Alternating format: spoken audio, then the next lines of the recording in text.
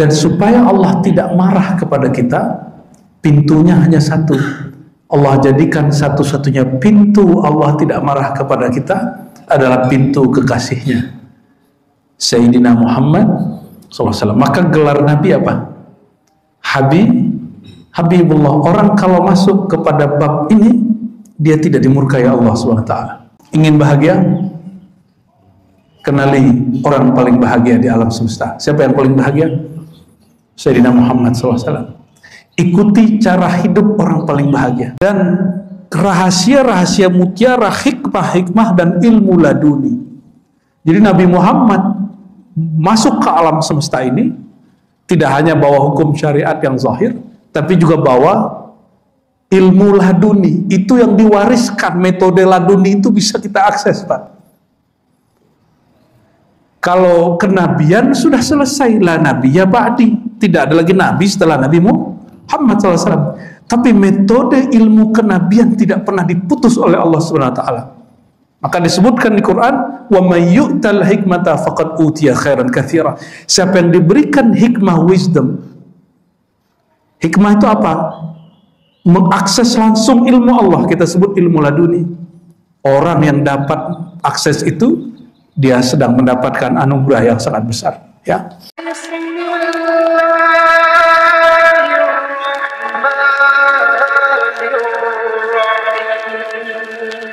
Baik jemaah subuh yang dimuliakan Allah, kita menyambung kitab Sughra atau Mukhtasar Aqidah Ahlussunnah yang dihimpun oleh Imam As-Sanusi, yang biasa dipakai di pesantren, di beberapa kampus. Itu judul kitabnya Ummul Barahin.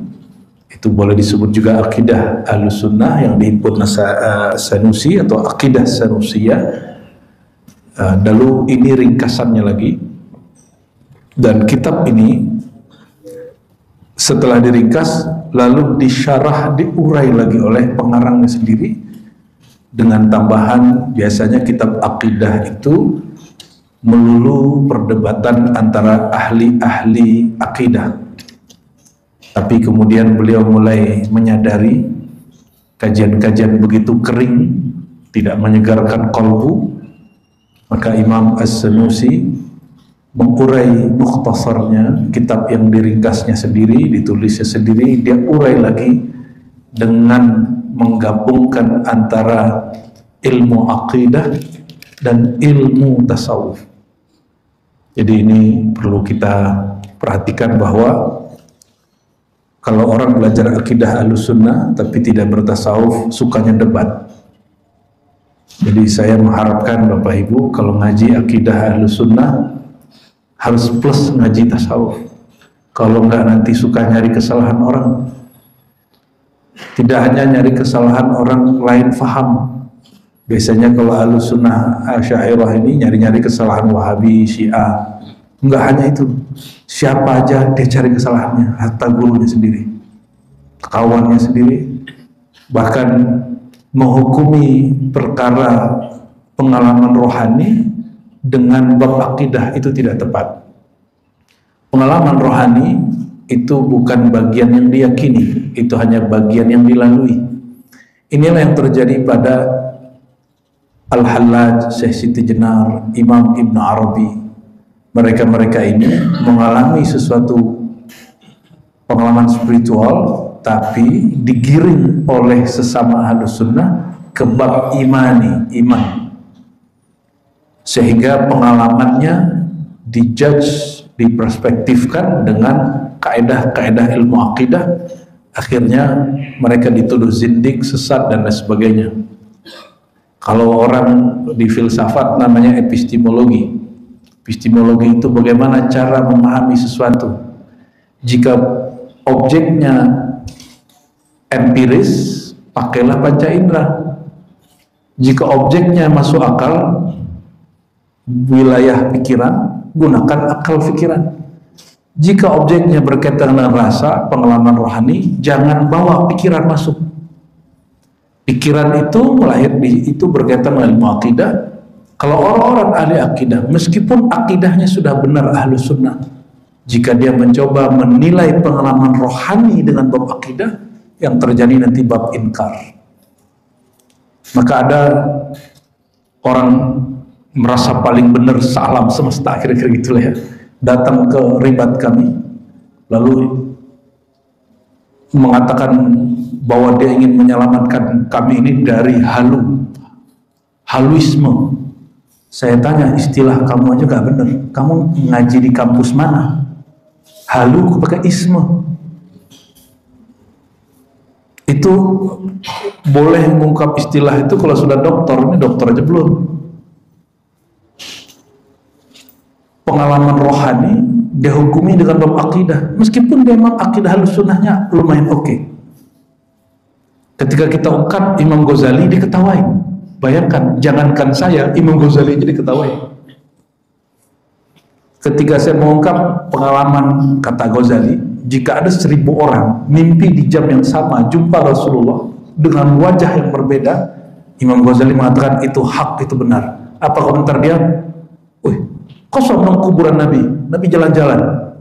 Tuh, otaknya gak bener. Kenapa? Itu bukan wilayah otak, pikiran. Itu wilayah pengalaman rohani. Jangan kemudian diakal-akali. Ingin memberantas halu, tapi pikiran dia belum beres. Ini saran saya kepada orang yang anti kepada halusinasi. Beresin dulu kaedah berfikirnya. Belajarlah mantik dengan benar, kalau perlu belajar filsafat dulu. Baru berantaslah halu itu.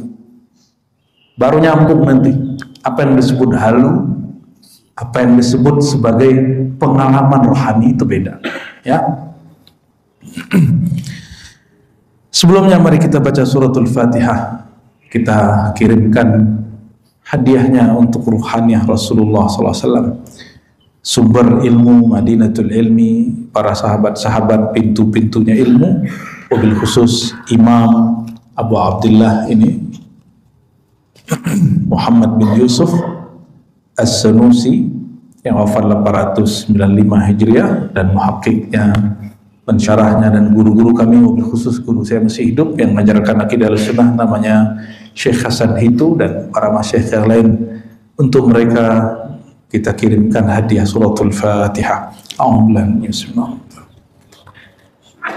Iya kenal ya suratul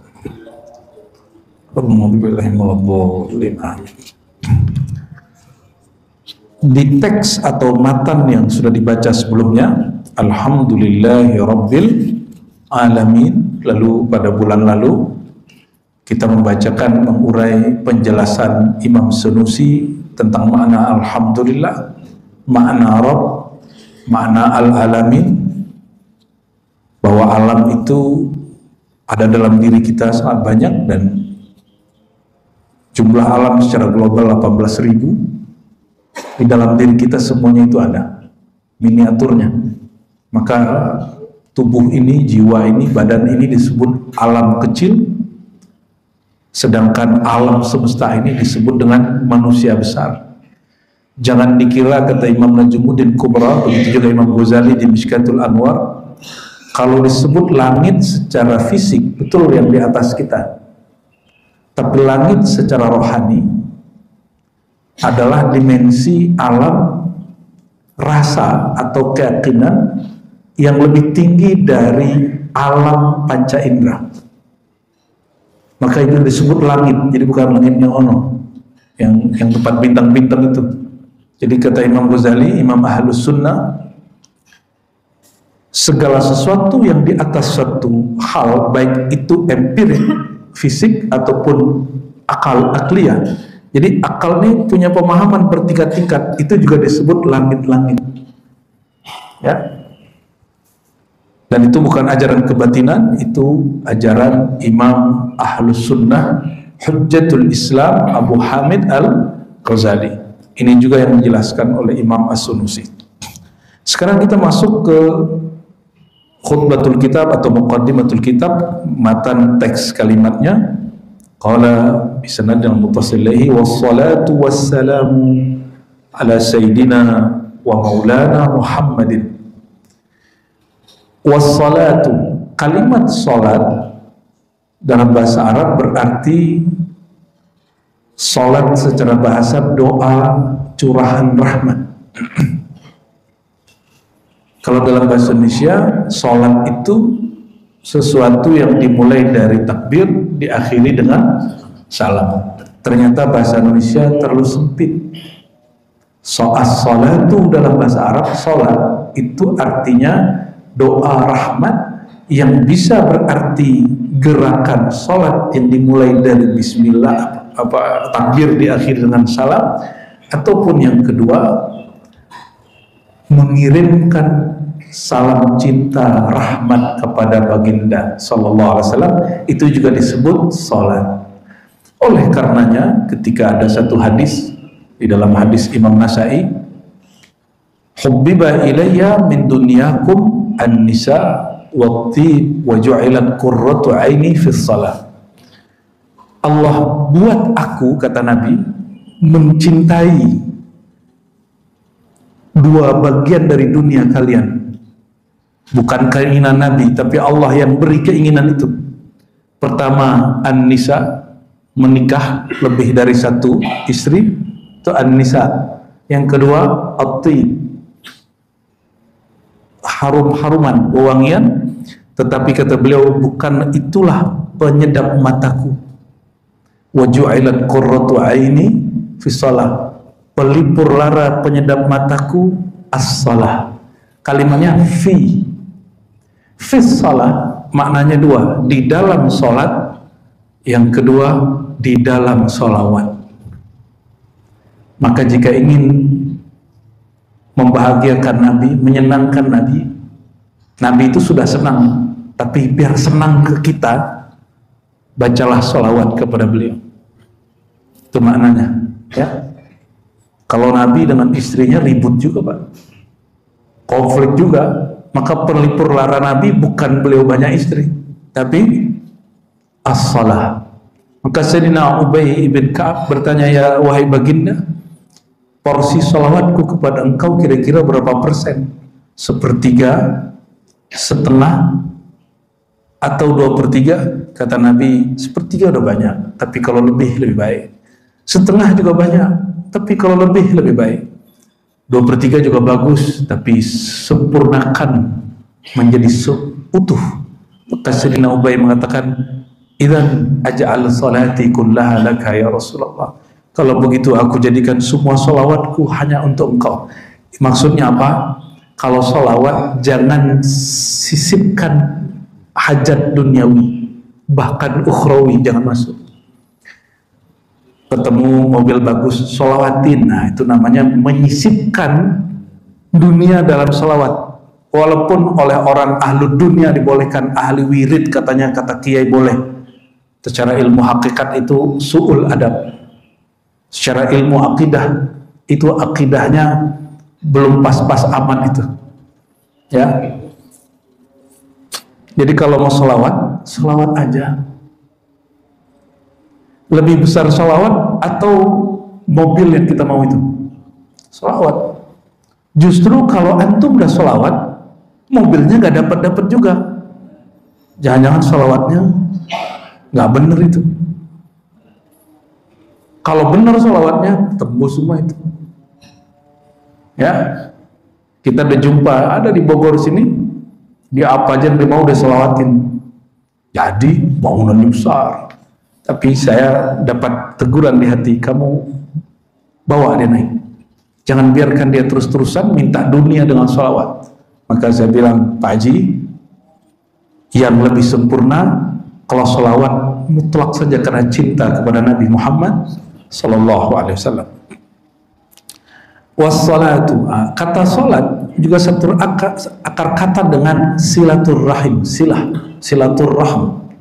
Silah dalam bahasa kita silat. Silat itu menyambung rasa, menyambung langkah, menyambung jurus. Namun kemudian ada pencak silat, itu menggerak-gerak seninya. Silat sejati terhubungnya kolbu si pesilat dengan muqallibul qulub yang menggerakkan kolbu. Maka belum tergerak, belum terlihat gerakan, dia sudah membaca yang tersirat dari gerakan itu. Bismillah. Apa kata beliau? La syakka, tidak ada syak, tidak ada keraguan, anna a'lal kamalat al-hadithah kulliha wa adwamaha kamalul fawz bi ridha maulana jalla wa ala wa salamah min ghadbihi. Kesempurnaan yang paling tinggi, paling abadi adalah kamalul fawz, kesempurnaan karena mendapatkan ridha Allah Ta'ala dan selamat dari murkanya. Ini kata beliau nih. Dan qad ja'ala Allah Ta'ala bifadlihi nabiyyana wa sayyidana wa maulana Muhammadan sallallahu alaihi wasallam baban aziman maftuhan lidzalika fid dunya wal akhirah la yuqaribuhu babun. Dan supaya Allah tidak marah kepada kita, pintunya hanya satu. Allah jadikan satu-satunya pintu Allah tidak marah kepada kita adalah pintu kekasihnya Sayyidina Muhammad SAW. Maka gelar Nabi apa? Habibullah. Orang kalau masuk kepada bab ini, dia tidak dimurkai Allah SWT. Bapak ibu ini boleh marah kepada kekasih, tapi marahnya pun marah sayang. Betul nggak? Anak kita sayang, kita kalau marah bukan karena kita mau menghancurkan dia, tapi karena kita sayang. Sama istri marah bukan karena ingin membunuh dia, tapi karena kita ingin memanjangkan hayat dia. Itu bedanya. Marahnya pun marah cinta. Ini gimana? Ini marah kalau mau ini gimana? Main pukul. Oh, itu berarti monster tuh dalam itu. Bukan marah cinta itu. La yuqaribuhu babunnya, tidak ada yang menyamainya sama sekali. Wala yastaghni 'an ta'alluq bi adhyalihi wal iwa ila atabati haramihi wa babihi ahadun min al-a'da aw al-ahba. Tidak ada yang bisa menyamai, tidak ada yang sanggup duduk di makom itu kecuali Sayyidina Muhammad sallallahu alaihi wasallam. Kaifa min ajlihi khalaqallahu ta'ala al-kamal dunyawi wal ukhrawi wal ulwi was sufliyah. Kenapa? Semua kesempurnaan di dunia dan di akhirat Allah ciptakan karena Nabi Muhammad SAW. Dalilnya mana? Itu dalilnya ada dalam hadis Imam Al-Hakim, dan Imam Al-Hakim mengatakan sahihul isnad. Apa kata Allah kepada Nabi Adam? Hei Adam, dari mana engkau tahu nama Muhammad? Ini Nabi Adam waktu tobat, beliau bertawassul dengan menyebut nama Nabi Muhammad SAW. Nabi Muhammadnya belum lahir secara fisik, tapi nurnya sudah. Berarti beliau anggap sajalah mati. Anggap saja nih, suul-suul adab bagi kita. Maka inilah teguran bagi orang yang mengharamkan tawassul setelah Nabi secara fisik wafat. Jika tawassul sebelum beliau terlahir dengan tubuh Muhammad bin Abdullah boleh, Sayyidina Adam melakukannya, apalagi setelah lahir lalu wafat.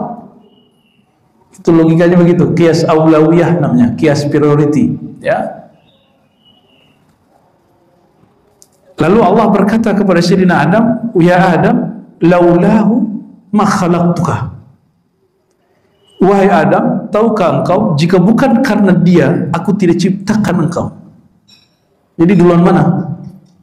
Rasulullah SAW. Maka Sayyidina Adam itu Abu Muhammadin, bapaknya Muhammad bin Abdullah secara nasab. Tapi Sayyidina Adam itu kepada Nabi Muhammad juga manggil Abi. Jadi Nabi Muhammad itu Abu Adam, ayahanda Sayyidina Adam secara nur. Ini ada pengisi juga di sini nih Ustaz, menolak kajian Nur Muhammad. Makanya saya bilang, Pak, ini harus jadi masjid corong ahlus sunnah, jangan campur-campur. Kita menghargai semua aliran, tapi kalau Bapak sayang kepada umat, jangan campur-campur. Apa kata dia? Nggak ada tuh nur-nur. Yang dia tahu nur itu cuma lampu. Kita ini tidak ada tercipta di cahaya lampu. Ya salam, nggak mengerti dia. Makanya kalau sebelum komentar, baca dulu kitabnya. Nggak usah baca kitab Ghazali, baca Quran aja lah, surat An-Nur ayat 35, bahwa nur di situ bukan nur lampu. Cahaya di situ bukan cahaya fisik. Makanya disebutkan pakai kalimat permisalan, masalun nurihi, perumpamaan nurnya Allah. Digunakan perumpamaan, kenapa? Dia bukan cahaya fisik. perumpamaannya menggunakan fisik. Kadang kita bingung juga ngadepin orang-orang yang nggak ngerti tapi komentar gitu. Gregetan nggak, Pak? Maka Imam Syafi'i mengatakan, aku berharap menang, aku pasti menang jika debat sama orang pinter. Aku ya siap menang, kira-kira gitu. Tapi kalau debat sama orang nggak ngerti, aku siap kalah. Biarlah kalah. Bingung kan kita mau jelasin apa? Oh nggak bisa, pokoknya gitu udah nutup data dia. Jadi kalau kita sebut Nur Muhammad SAW, itu bukan cahaya ini Pak ya, ini cahaya fisik. Nih penjelasan Nur ya. Secara fisik Nur itu apa? Yang memancarkan sesuatu yang terang sehingga mata dapat memandang. Sudah, saya mau nanya, burung hantu kelelawar malam hari bisa lihat gak? Pakai apa dia lihat? Hah? Gelombang. Maka pertanyaannya, cahaya itu partikel apa gelombang? Gelombang. Kalau sekarang apa nih cahaya? Seakan-akan dia partikel, ya kan? Ini kalau dalam ilmu eksak nih. Paham maksudnya? Bahwa secara empirik ini cahaya membantu mata kita. Maka Imam Ghazali kasih pertanyaan, sebenarnya yang memandang objek di depan itu mata ini atau dihantarkan oleh cahaya itu? Kenapa? Pertanyaan itu muncul. Karena kelelawar dan burung hantu, dia bisa melihat walaupun gelap. Berarti mata ini, kata Ghazali, boleh jadi juga memancarkan cahaya dan bisa menangkap gelombang cahaya. Oh, pusing lagi tuh, kata Ghazali. Ah, ini secara fisik. Lebih afdal mana? Orang bisa memandang atau tidak? Lebih senang mana, waktu gelap atau waktu terang? Ini empirik, alam nyata secara panca indera. Jika naik ke yang lebih tinggi, akal. Akal itu juga punya pelita, punya cahaya, dan cahayanya bukan fisik. Apa pelita cahayanya? Akal. Itu dalil. Dalil, argumentasi, kaedah itu adalah cahaya akal, dan dia lebih mulia dari cahaya ini. Nyambung? Jadi cahaya yang dimaksud di dalam Al-Quran boleh jadi maksudnya cahaya dalil, gitu ya. Ada lagi yang lebih tinggi, apa? Iman di kolbu. Itu juga disebut nur, cahaya juga. Maka cahaya di kolbu lebih utama daripada cahaya dalil yang ada di akal. Dalilnya kolbu adalah iman dan rasa. Itu cahaya lebih kuat daripada dalil ini. Itu cahaya juga. Nyambung ya?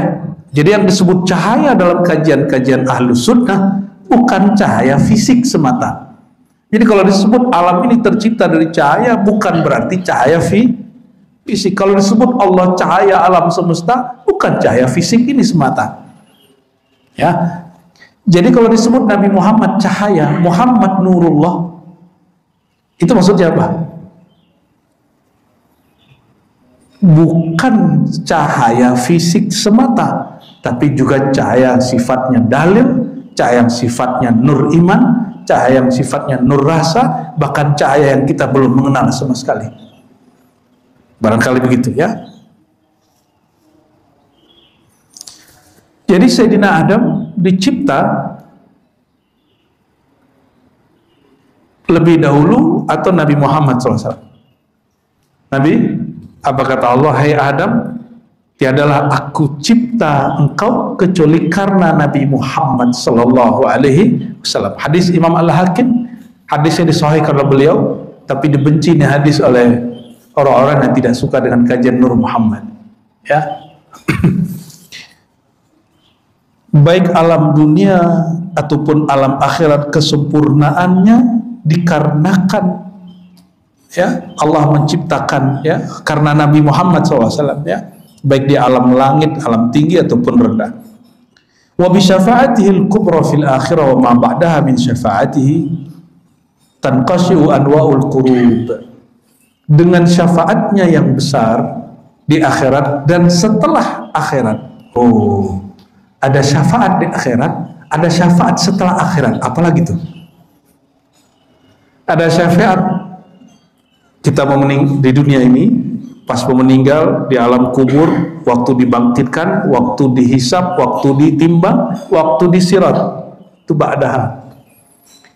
Ada syafaat bebas dari neraka, ada syafaat masuk surga, ada syafaat naik tingkat di surga, ada yang lebih tinggi lagi, syafaat diizinkan jumpa dengan beliau, ada syafaat jumpa dengan Allah Subhanahu wa Ta'ala. Banyak syafaat itu. Ada juga syafaat diizinkan memberi syafaat. Nah, ini Bapak Ibu ini jangan gear dulu ya. Ini kalau benar imannya mengakar berurat sampai ke dalam qalbu batinnya, itu nanti di akhirat boleh kasih syafaat kepada saudara-saudaranya, teman-temannya. Dan itu sesuai dengan hadis Muslim, pemberi syafaat di akhirat itu para nabi, malaikat, dan orang soleh. 3. Siapa aja?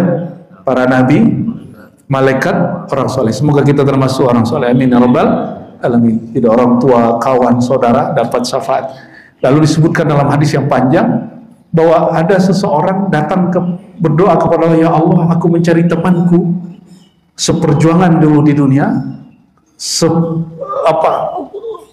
pergerakannya sama, mungkin dulu ke masjidnya sama, pengajiannya sama, dicari-cari di surga nggak jumpa. Maka Allah katakan, carilah di neraka. Dicari di neraka nggak jumpa juga. Kenapa? Di neraka semua muka orang udah diganti, karena tubuh ini tubuh miniatur Nur Muhammad Sallallahu Alaihi Wasallam. Maka dihancurkan muka ini, maka diizinkan Allah dia mengakses kolbu. Apa kata Allah? Keluarkan siapa saja yang di kolbunya dan nur iman, walaupun sebiji zarah. Dikasih pandangan batin ya. Maka siapapun nanti yang dia temuin di neraka ada nur iman di kolbunya walaupun sebiji zarah, ditarik. Nanti setelah dimandikan di haud baru kelihatan temannya siapa. Ya, semoga kita salah satu orang yang memberi syafaat itu. Amin ya rabbal alamin ya. Gimana caranya? Banyak-banyak bersalawat kepada sumber syafaat. Syafaat itu bahasa Arab artinya pertolongan yang dilipat gandakan. Dari kata syafa', ya.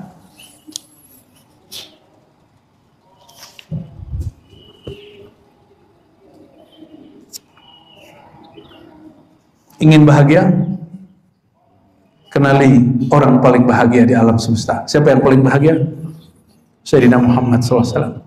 Ikuti cara hidup orang paling bahagia. Nabi Muhammad itu miskin atau kaya?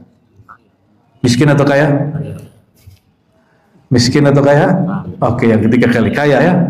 Beliau ini pemimpin negara, direktur Baitul Amwal, Baitul Mal, direktur BI lah kira-kira.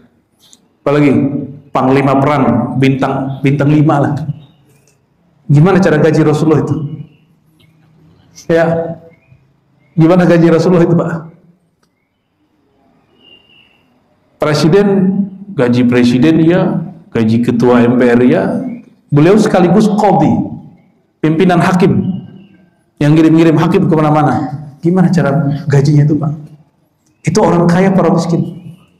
Cuma beliau berperilaku sederhana. Maka beliau mengatakan, Allahumma ahyini miskina. Ya Allah, jadikan aku orang yang bergaya hidup gaya orang miskin. Ya. Jadi yang gaya-gayaan kayak orang kaya itu bukan orang kaya ya. Orang kaya itu cukup dia dan Allah yang tahu. Ya, tapi jangan sok-sokan, sok tawaduk juga. Allah juga suka melihat bapak ini pakai baju bagus. Allah suka kalau bapak ini pakai kendaraan bagus, rumah bagus. Jangan karena ingin disebut orang sederhana oleh orang sekitar lalu menghancurkan cita-cita diri ya. Untuk apalagi mencari perhatian makhluk kalau sudah mengenal Allah Subhanahu wa Ta'ala. Bi barakati ba'thihi asy-syarif wa tulu'i tal'atihi al-bahiyyah as-sa'ida 'ala al-ard inkashafat zulumatul kufr wal jahalat allati 'amat wa intasharat. Berkat dibangkitkannya beliau, diutus beliau ke dunia, maka kegelapan kufur kegelapan, kejahilan. Jadi kekufuran itu disebut gelap, lawan dari nur. Kejahilan itu disebut gelap, lawan dari nur, cahaya. Asbab beliau datang, orang-orang keluar dari kegelapan itu ya. Wa tamakkanat ghayat tamakkun fi jamil afaq wal qulub. Maka kebahagiaan ya, ketauhidan menyebar di alam semesta dalam kalbu. Wa tasyaa'at anwarul iman billahi ta'ala wa bi rusulihi wa kutubihi wa malaikatihi. Sekarang walaupun jumlah orang Islam itu enggak lebih banyak dari agama sebelah, tapi agama sebelah itu perpecahannya udah sama kayak satu agama. Betul nggak? Dia satu tempat ibadah itu udah satu agama, udah beda dengan tempat lain. Orang Islam itu satu aja, syahadatnya sama, walaupun dia Syiah, dia Ahlus Sunnah. Ini mohon maaf, yang mengkafirkan Syiah itu nggak mengerti ilmu akidah dan nggak baca kitab akidah. Kita boleh taruhan kita. Syiah itu nggak semuanya kafir. Yang kafir itu ghulatus Syiah, Syiah yang berlebihan, ghulat. Dan itu ada di kitab Imam Ghazali, Fadaih Batiniyah, ada di kitab Syahrastani, ya, ada di kitab I'tiqad Firaqil Muslimin karya Fakhrul Razi. Jadi yang kafir itu yang melanggar 3 bab: ketuhanan, kenabian, alam akhirat. Nah, kelompok yang mana yang melanggar itu? Syiah Sabaiyah contohnya, atau Kailaniyah, yang mereka mengajarkan bahwa Jibril salah kirim wahyu, Ali itu titisan Tuhan. Jadi udah masuk ke wilayah ketuhanan, ya, udah masuk ke wilayah ketuhanan. Oleh karenanya, jangankan kita Ahlus Sunnah, orang Syiah pun mengkafirkan mereka. Paham di situ? Jadi antum nggak perlu repot-repot mengkafirkan mereka, orang Syiah pun mengkafirkan mereka. Saya jelaskan itu ke beberapa orang-orang pergerakan, mereka nggak terima. Kita bilang enggak. Yang di Iran sekarang itu namanya Syiah Ithna Asyariyah, Syiah Imam 12. Itu tidak kafir, hanya berbeda dengan Ahlus Sunnah. Orang Ahlus Sunnah nyebutnya menyimpang. Bagi mereka, kita yang menyimpang.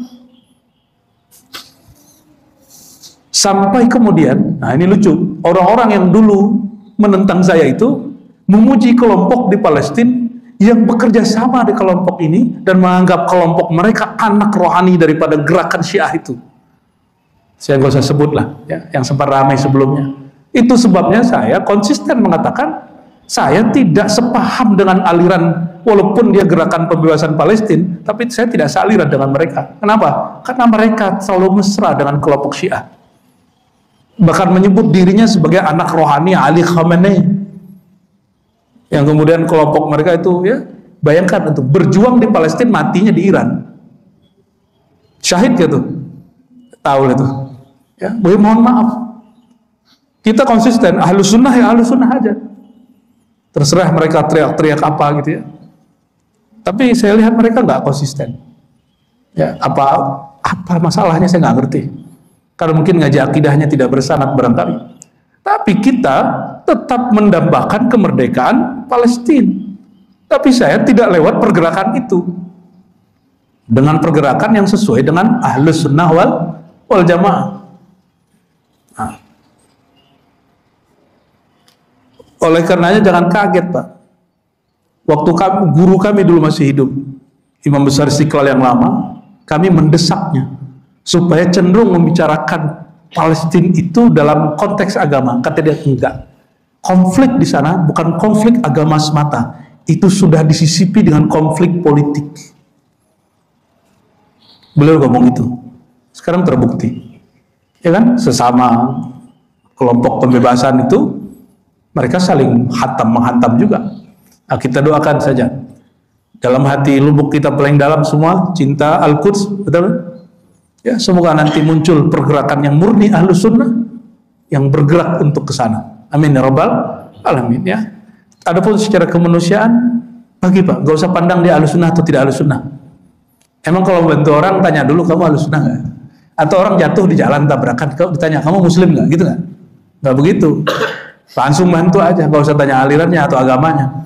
Tapi kalau untuk pergerakan itu lain cerita. Sedetail itu loh kita menjelaskan, tapi namanya orang kalau emosi belum selesai dengerin sudah komentar duluan kan. Itulah hebat orang hari ini. Lanjut.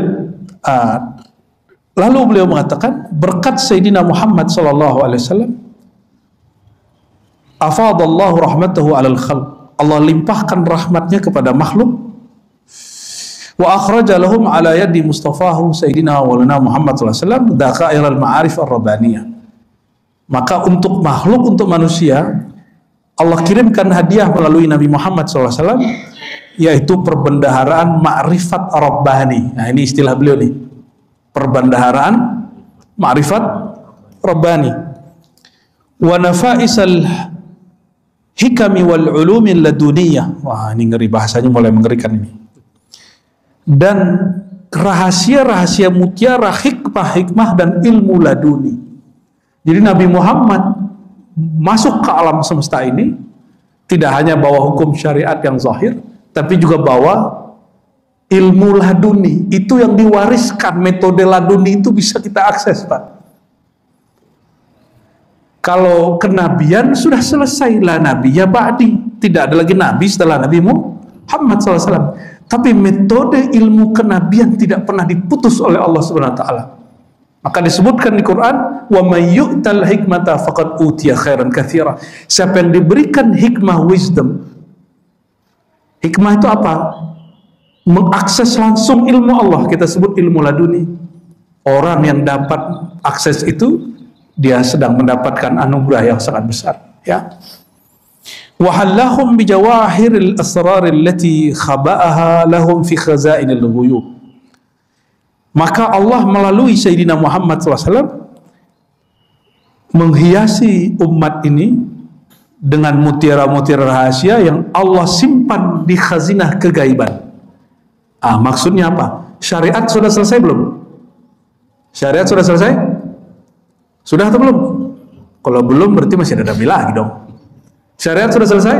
Ini pertanyaan ngetes aja nih Pak.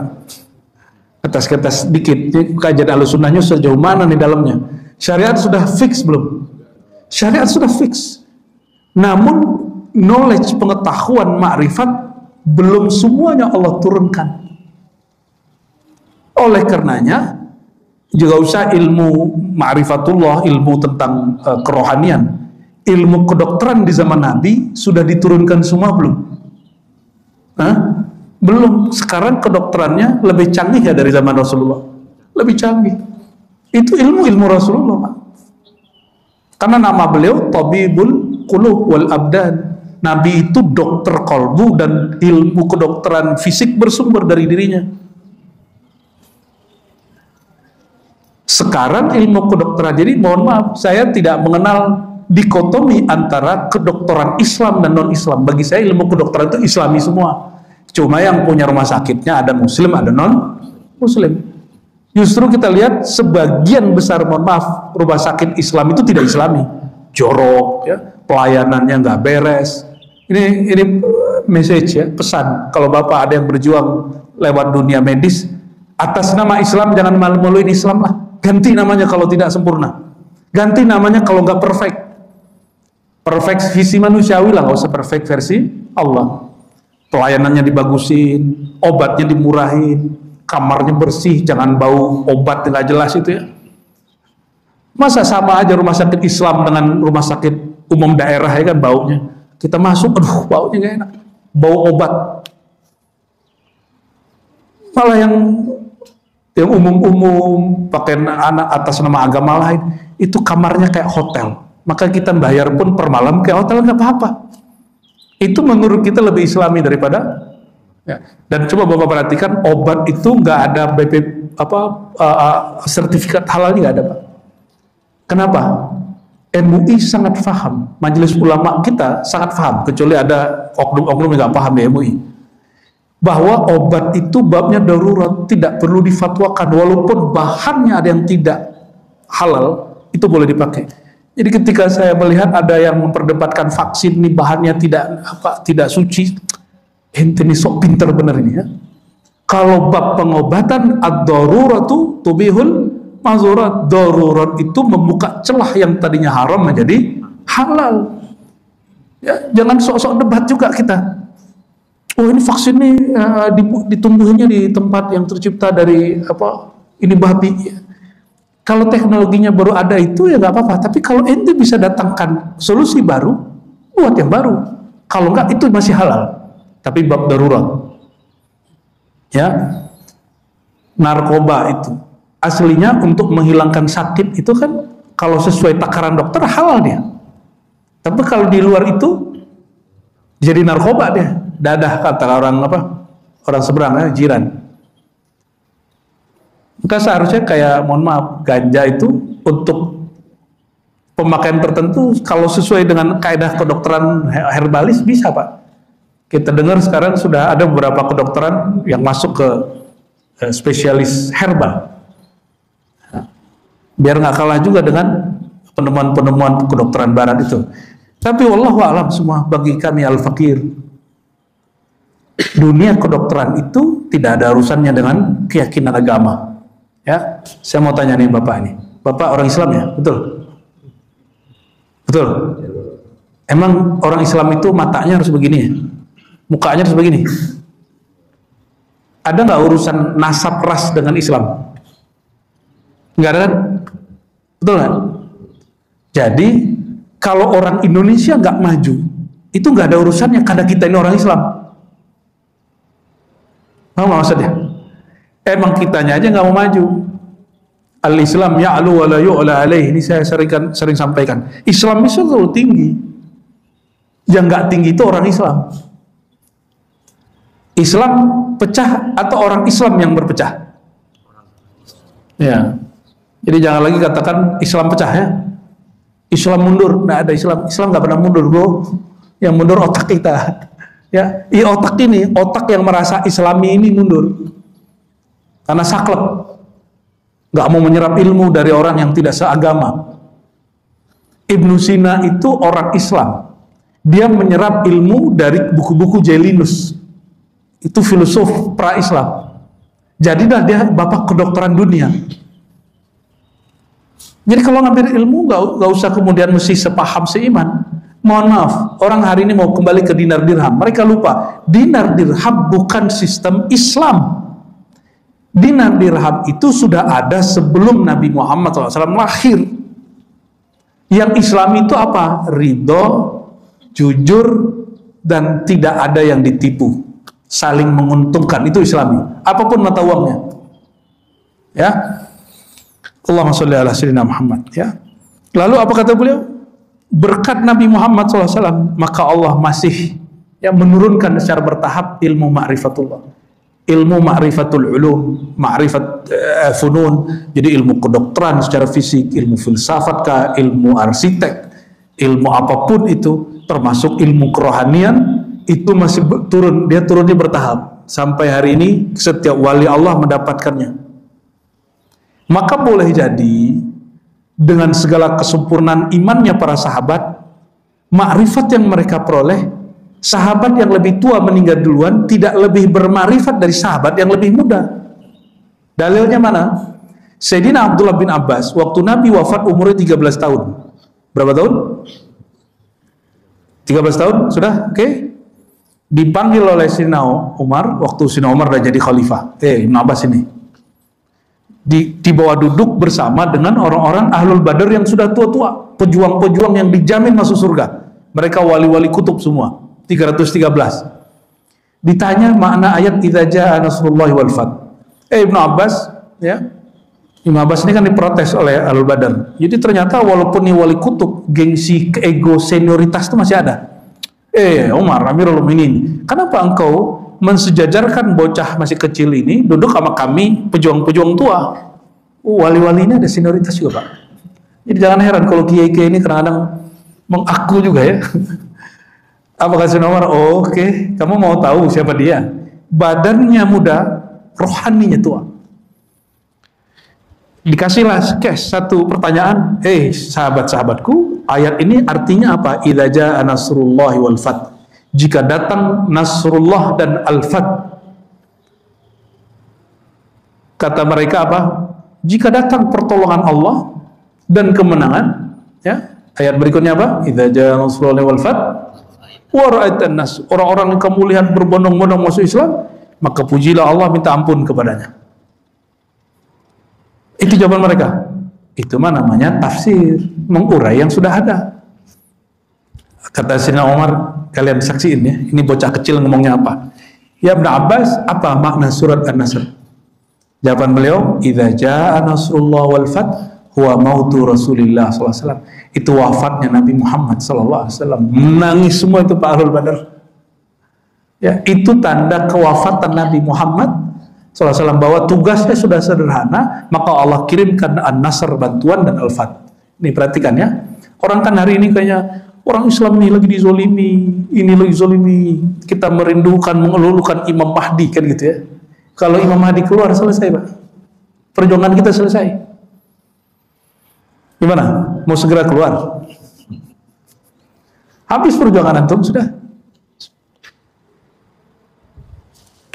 Dan belum tentu antum ini kalau Imam Mahdi keluar bersama Imam Mahdi, siapa tahu nggak percaya kalau dia Imam Mahdi, ya kan?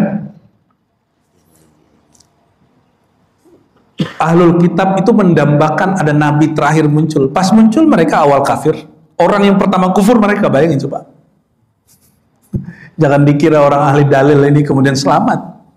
Sebagaimana dulu muncul Sayyidina Muhammad SAW sebagai Rasul, ilmuwan ahli kitab, kiai-kiai ahli kitab, pertama kali ingkar kepada Rasulullah, nanti antum saksikan. Muncul Al-Mahdi, kiai-kiai banyak yang ingkar kepada sang Al-Mahdi. Lihat aja nanti. Dan itu sudah pernah disinggung oleh Ibnu Arabi dalam kitab Unaqa Maghrib atau Mughrib ya. Dia sudah jelaskan itu. Semoga kita termasuk orang yang ingkar, amin ya rabbal. Semoga kita paham dengan sir yang Allah berikan. Maka dikatakan di sini Allah hiasi rohani mereka dengan mutiara asrar rahasia yang Dia sembunyikan untuk mereka fi khazainil ghurub, di khazanah library kegaiban. Bapak percaya nggak? Ini analog. Di handphone kita yang kecil itu kita bisa download kitab. Berarti ada server, ada library online, betul nggak? Kok Bapak percaya?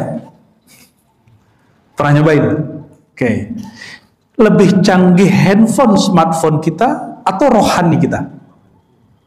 Kira-kira di alam rohani itu ada library rohani nggak? Nggak tahu? Nggak tahu pengada? Nggak tahu pengada?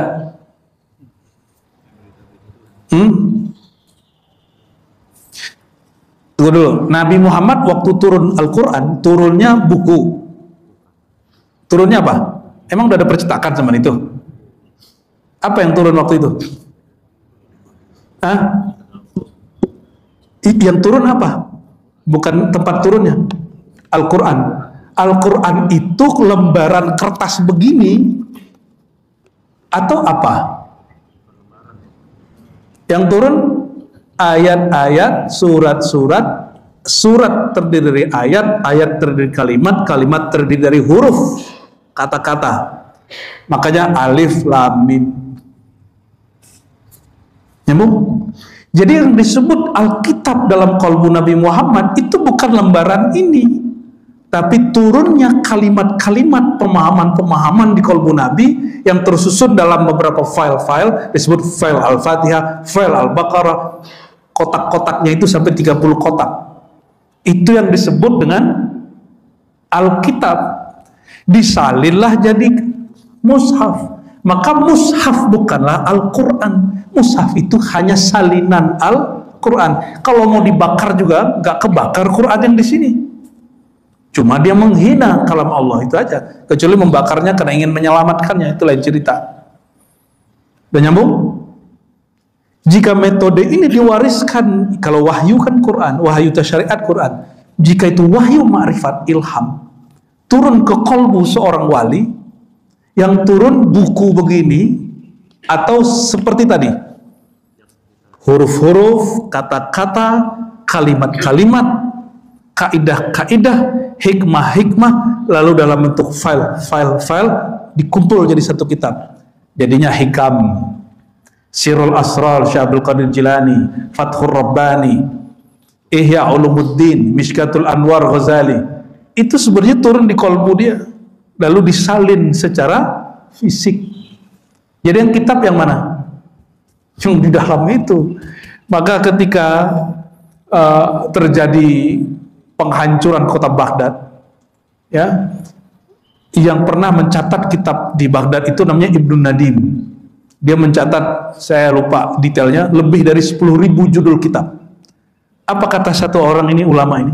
Seandainya, ini belum terjadi pembakaran, seandainya Baghdad hancur dan semua kitab-kitab di sana dihanyutkan, dibakar, masukin sungai Eufrat, aku akan imlakan isinya semua dari awal sampai akhir.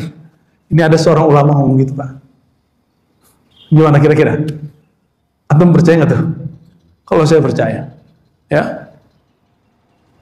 Disertasi saya setebal ini doang, Pak. Karena downloadnya cuma dari akal, saya udah banyak yang lupa. Tapi dia kalau downloadnya dari dalam sini, mau sampai kapan pun tidak akan lupa. Itu bedanya, ya. Oleh karenanya, jangan heran di dalam kitab Fawaih Al-Jamal wa Fawatih Al-Jalal karya Imam Ahlu Sunnah namanya Najmuddin Kubra, pendiri tarekat Ahlu Sunnah namanya Kubrawiyah. Di sana di alam kegaiban itu juga ada kutubul ghaib, kitab-kitab yang sifatnya tidak fisik tapi gaib. Gimana? Jadi jika wali Allah itu rohaninya naik, Mi'raj, naik nih, transformasi, dia turun, dia akan bawa satu risalah. Jadi tiada wali Allah naik ke alam sana, turun kecuali bawa risalah, risalah kemakrifatan, bukan lagi risalah makrifat, bukan lagi risalah syariat. Syariat sudah selesai. Kenapa Nabi Isa nanti perlu turun, Pak? Selain untuk membunuh Dajjal, tugas Nabi Isa waktu dulu hidup ngapain? Waktu dulu masih hidup di bumi kan, sekarang juga masih hidup. Meluruskan kesalahan ahli kitab dalam bab hukum. Menghalalkan yang diharamkan Bani Israel terhadap diri mereka. Ini perhatikan. Jika Nabi Isa nanti turun, dia turun bukan sebagai Nabi, tapi sebagai wali, sebagai qadhi, sebagai mujtahid terakhir. Dia akan meluruskan kekeliruan para imam-imam, para mujtahid yang menganggap sesuatu ijma padahal bukan ijma, menganggap satu hukum padahal dia bukan hukum. Dia nanti buka. Ini tugas Nabi Isa nanti. Jadi ada hal-hal yang kita yakini hari ini hukum, itu ternyata bukan hukum. Itu buatan kesepakatan ulama, bukan dari Rasulullah Shallallahu Alaihi Wasallam. Itu tugas Nabi Isa salah satunya. Ya, udah kebayang belum? Ada yang disepakati ulama nih, ternyata dia bukan hukum syariat. Nanti itu akan dibongkar oleh Nabi Isa dan bilang ini tidaklah hukum Allah, ini ijtihad, boleh dilanggar. Nanti beliau jelaskan yang ini tidak boleh dilanggar, ini sesuai dengan syariat, karena beliau tidak mendatangkan syariat yang baru, justru memurnikan syariat al-Muhammadiyah dari ijtihad hawa nafsu sebagian ahli ilmu yang terjebak dengan nafsunya. Jadi mana kira-kira? Nabi Musa rohaninya naik, zahirnya di Tur Sina. Yang turun ke dalam dirinya apa? Kitab Taurat. Nabi Isa naik rohaninya, turun ke dalam dirinya Injil. Para nabi-nabi ada yang dapat Alkitab, ada yang dapat suhuf. Pewaris para nabi, siapa pewaris para nabi? Ulama. Yang diwariskan apa? Nabi nggak pernah ninggalin cetakan Al-Quran. Al-Quran sendiri pun baru disalin di zaman Sayyidina Utsman. Maka yang diwariskan itu adalah metodologi mengakses ilmu itu. Nah, inilah kemudian disebut hatta kathura minhum fi kulli jabalin al-aqtab wal autad wal nuqaba wal akhyar wal abdal. Sehingga berkat ilmu makrifat tadi yang diakses terus, diwariskan terus, karena Nabi Muhammad rohaninya masih hidup, turun kepada para wali. Wali-wali itu ada di setiap negeri, di setiap gunung. Mereka disebut wali aqtab. Aqtab itu jamak dari kutub, poros-poros, jumlahnya 4, dulu. Ya, sebenarnya jumlahnya 313, banyak jumlah para rasul. Wal autad, wali-wali pasak, ya. Wal nuqaba, wali-wali yang mewakili kelompok-kelompok besar. Wal akhyar, wali-wali yang soleh, terpilih. Abdal, wali-wali yang menggantikan wali aktab. Nanti jika ada masa, nanti kita jelaskan perbedaan kutub, autad, nuqaba, akhyar, abdal. Insyaallah ya nanti ya. Apa karakter mereka? Kalau syukur-syukur, bagaimana cara jadi bagian mereka? Amin rabbal alamin ya. Jadi asbab ma'rifat itu, maka para ulama kemudian bertingkat-tingkat dengan gelar-gelar tadi ya. Dan jangan salah Bapak Ibu, ini beliau katakan fi kulli jabalin, di setiap negeri yang ada gunungnya, ada kampungnya, ada daratannya, ada lautnya, mau itu Arab tidak Arab, itu ada walinya. Waktu saya haji 2023, salah satu wali Allah di sana, mursyid Tariqat Naqsyabandiyah, yang mengijazahkan saya juga Naqsyabandiyah Khalidiyah dan beberapa tariqat lain, beliau mengatakan fi baladikum al-yawm al-kutub. Jadi pimpinan wali sekarang bukan di kami katanya, bukan di Mekah, sementara di kampung kalian dulu. Saya nggak terlalu paham maksud dia waktu itu ya. Ini beliau lagi ngomong apa nih? Udah selesai salaman baru ngeh. Oh, Syekh kenapa ngomong begini? Ya, jadi orang Arab tahu kalau sekarang di kampung kita ini ada pimpinan aulia. Nanti siap-siap Pak, bakal banyak yang ngaku dia pemimpin para wali. Ya.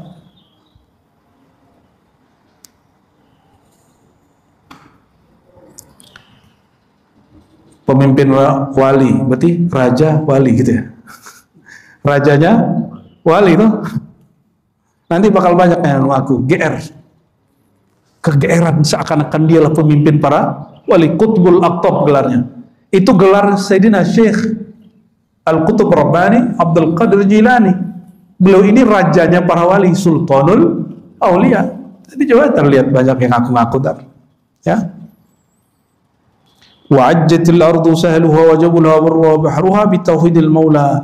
Bukan wali itu intinya, tapi risalah yang ada dalam diri para wali itu, kemakrifatannya untuk membawa orang kepada syariat Nabi Muhammad SAW, yaitu syariat tauhid, mentauhidkan Allah Subhanahu wa ta'ala. Jadi di mana ada wali, bukan keberkahan, keajaiban yang kita cari. Apa kata dia? Bitauhidil maula tabaraka wa ta'ala, yaitu ketauhidan. Jadi di mana ada wali pasti syirik binasa di situ. Tapi hari ini para wali-wali ini dianggap sumber musyrik oleh tentara Dajjal ya, yang ngaku memurnikan agama Islam. Padahal mereka itulah tentara Dajjal itu. Masa wali disebut khurafat, wali disebut mitos. Nauzubillah subhanahu nauzubillah. Di mana-mana asbab mereka, orang mengenal Allah dan Rasul, kitab-kitabnya, orang bersyukur kepada Allah SWT. Jadi asbab rahmat Nabi Muhammad SAW yang bersumber dari Allah, kita dapat kemuliaan masih adanya para aulia, dan rumah kita masuk nur Allah, kita sholat di dalam rumah ya, kita memuji Allah SWT. Lalu beliau mengatakan wantasharat ummatu nabiyina wa maulana Muhammad SAW wa tatawalat azmatu ila mufatil qiyamah, dan telah tersebar umat Nabi Muhammad SAW sampai kiamat ya. Allah jaga. Nah, ini berkat nabiyina Muhammad sallallahu alaihi wasallam. Hatta kadu kulluhum min hikami qulubihim wa sutu'i anwarihim wa imtidadiha ayyakunu anbiya. Wah, di kalimat luar biasa ini. Sehingga asbab nur Nabi Muhammad itu, mereka makomnya hampir-hampir saja menyamai para nabi. Bukan mereka jadi nabi. Paham maksudnya? Hatta ya, ayyakunu anbiya, mereka selangkah di bawah Nabi Muhammad, para nabi-nabi terdahulu. Asbab nur Nabi Muhammad SAW. Tapi ingat, tiada wali yang lebih tinggi kecuali dia di bawah nabi paling rendah. Ada nih wali kutub makomnya paling tinggi kata orang, dia tetap di bawah nabi yang paling rendah. Nah, ini akidah Ahlussunnah wal Jamaah. Wa akthar subhanahu wa ta'ala adahum kasratan azimah takhruju anil hasr. alhamdulillah ya, Islam, nur Islam menyebar kemana-mana, sehingga kita nggak bisa pastikan Pak, berapa sebenarnya jumlah orang Islam itu. Bapak kalau ke Jerman, ke Prancis, ke Inggris, mungkin mohon maaf ya, orang Kristiani, Katolik itu banyak secara ID card, tapi di ID card mereka nggak ada juga. Tapi secara praktis sih, coba lihat masjid-masjid yang cuma gang-gang kecil, ya, ruko-ruko kecil itu ramai terus. Sedangkan gereja-gereja sudah sepi sekali. Maka beliau mengatakan, ya, wa aktsara adadahum kasratan azimah hatta takhruja 'anil hasr. Banyaknya luar biasa. Dan dikatakan nanti yang masuk surga 2/3 daripada ahli surga itu ya dari umat Nabi Muhammad SAW, mereka jumlahnya 120 saf, 120 saf, bahkan tambahkan di sini samanun ya, samanun 80-nya adalah umat Nabi Muhammad SAW. 120 saf, semua umat manusia. 80-nya kita. Berarti itu benar 2/3 ya. Alhamdulillah Rabbil Alamin. Wabil jumlah lamma lam yanal ghairu minal jannati ilal yasir faka'annaha innama khuliqat min ajlihim walahum.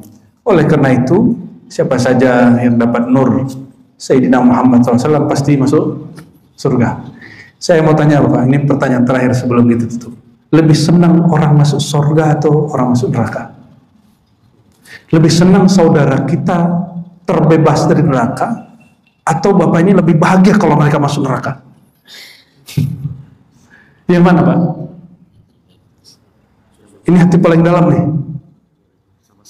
Antum itu menginginkan mereka sama-sama selamat masuk surga, atau ente senang kalau mereka masuk neraka? Jangan-jangan jiwa syaitan itu dalam itu ya. Kok senang orang itu masuk neraka tuh, gimana ceritanya itu? Maka ini doa yang biasa dibaca Nabi, Allahumma ajirna minan nar. Sekarang tambahkan, Allahumma ajir, ya Allah bebaskan saudaraku, kawanku. Sebutin mereka dalam hati dari neraka. Ini amalan, mau jadi wali Allah, nggak usah banyak-banyak amal ente, sholat 5 waktu, tahajud, sedekah yang banyak. Tapi yang paling berat adalah buang kebencian ke orang. Kalau ngeliat orang maksiat, ya Allah bebaskan dia dari maksiat. Kalau ngeliat ada orang salah sesat, ya Allah bebaskan dia dari kesesatan. Bukan malah kemudian buat konten terus nyerang orang terbalik. Hari ini kan kayaknya orang Islami itu yang bisa komentar-komentarin orang ya. Kejenggot dikit terus bawa nama Allah dikit, kayaknya udah keren deh ya. Kayak insya Allah tabarakallah ya akhi, masya Allah. Kayaknya udah Islami banget ngomong begitu ya. Jangan kejebak sama gimmick, itu namanya gimmick. Ajaran Islam yang sebenarnya ajaran yang mengajarkan keselamatan seluas-luasnya bagi orang. Jadi mulailah hari ini tidak membenci pemaksiat, tidak mendoakan keburukan bagi saudara sendiri. Boleh berbeda pandangan, tapi jangan kemudian mendoakan dia, awas lo ntar masuk neraka gitu. Ntar kalau nggak beda paham nggak bisa, yaudah ntar ente dihisap di akhirat. Terus senang banget orang tuh bisa-bisa sama Allah. Ya mungkin kalian ini sebagian adalah panitia hisap dan mizan di sorga. Nauzubillah. Oke, baik Bapak Ibu, ini beberapa mutiara-mutiara baru muqaddimah ya. Saya yakin ada beberapa hal yang baru Bapak dengar tadi, tapi ini ketajaman uraian beliau. Salah satunya tadi tentang bahwa yang turun ke Nabi Muhammad bukan kertas ini, tapi risalah syariat. Maka itu juga akan terjadi pada wali Allah, bahwa ternyata di sana ada library gaib, itu akan turun terus sampai Imam Mahdi Nabi Isa menyelesaikan tugasnya di alam semesta. Oleh karenanya tidak ada namanya menurut saya ilmu Islami tidak Islami, semua ilmu itu Islami. Jadi ambil aja ilmu itu semua. Kalau nggak sanggup ya sudah. Maka filsafat haram atau tidak? Ya nggak haram lah. Yang haram itu ketika ente salah berpikir. Jangankan filsafat, belajar fikih untuk menyesatkan orang, mencari kesalahan orang itu sesat itu. Belajar akidah untuk mencari kesalahan orang itu sesat. Apalagi belajar filsafat, belajar kesesatan. Ya, semoga Allah Ta'ala meridai kita. Nanti kita masuk ke mukadimah yang lain tentang memuji dan tawasul. Jadi nanti ada bab tawasul di sini. Insya Allah seperti apa kajian akidah tentang tawasul, kajian akidah Ahlussunnah wal Jamaah. Semoga Allah Ta'ala menghimpun kita bersama Nabi Muhammad SAW dan memasukkan orang-orang yang sudah beramal hari ini ke surganya tanpa hisab, amin, dan menyelamatkan siapapun yang masih terbelenggu oleh maksiat hawa nafsunya. Allah majirna wa iyyahum minan nar, ya Allah bebaskan kami dan mereka dari api neraka-Mu, amin ya rabbal alamin. Wa sallallahu ala sayyidil mursalin walhamdulillah. Assalamualaikum warahmatullahi wabarakatuh.